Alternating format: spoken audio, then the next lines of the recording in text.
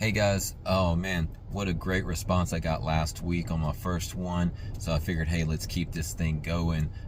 Thank y'all for watching. Thank you for the positive responses that I got. So anyways, here, let's jump right into it. This week we're going to start talking about discipline, probably carry over into next week a little bit. But we're going to start today with our verse from Hebrews chapter 12, verse 11.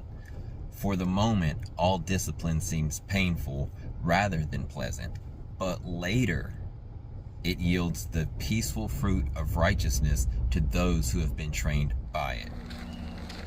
I'm out here on the track, getting warmed up, about to go for a jog. It's a weekly discipline I got to do a couple times a week to stay in shape, you know what I mean? The verse is actually talking about something a little bit different here. This is talking about us as Christians being disciplined by the Father. Now, what does that mean and why does that happen? So the people that the author is talking to had been suffering and had been going through some hard things, and what he wanted to reassure them of was that the struggles they were experiencing, number one, were not that bad compared to what Christ experienced for us.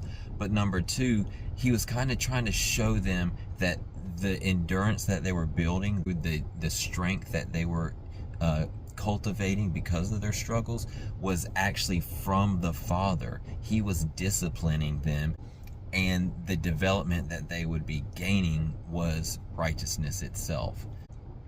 So what does that mean for us? Well, at home, you gotta clean your room, you gotta do the dishes, you gotta, obey your parents, you can't talk back.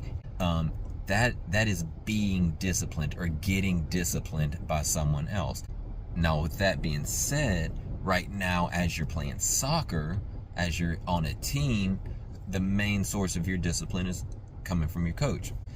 What's the coach doing? Making you run laps, making you run wind sprints at the end of practice, doing burpees when you guys aren't listening or you're clowning around, right? He is disciplining you. Those things aren't necessarily the fun part of practice, right? Scrimmage is the fun part of practice. Doing drills where you get to shoot the ball and score a goal, that's the fun part of practice. But when you get into a game, if you don't have the endurance, if you don't have the strength to last the whole game or to even sprint from one end of the field to the other, what's the likelihood of you getting to shoot that ball in the goal, right? It's very low. So you have to get disciplined to be disciplined to have discipline, right? I like to think about 3 parts to discipline as a Christian. Number 1, we want to be a disciple of Christ. Number 2, we are going to be disciplined by the Father. And number 3, we will then possess the discipline to act, think, and live in the ways that will reflect a Christian life.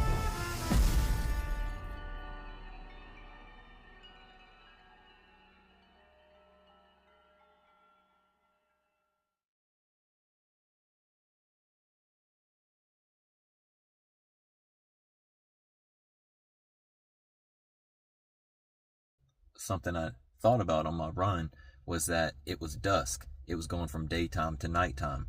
And I thought, a lot of discipline happens during time of change. For most of you watching this, you're pretty young, so you're growing, you're always changing, and you're probably always getting disciplined. Right now, it does not seem that great. Just like when I was out there, it was a little harder to breathe. My heart was pumping a little faster than normal. But the thing I know is that it's building up my body to have more strength and endurance.